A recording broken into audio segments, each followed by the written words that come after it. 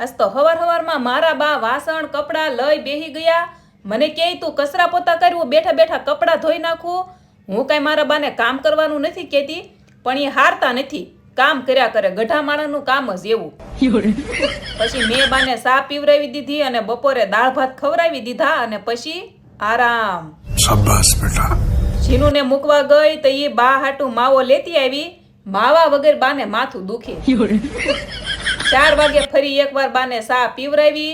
પછી ગયા પેલા જીનુને લેવા અને પછી બાને માર્કેટમાં આટો મારવો થો, પણ બા થોડા હાથમાં રહી. આ માર્કેટમાં બા 2 વાર ખોવાઈ ગયા. ફોન કરું તોય લાગે નહીં. જો એનો ફૂલ વિડીયો મારી આ ચેનલમાં આવી ગયો છે, જોઈ આવજો.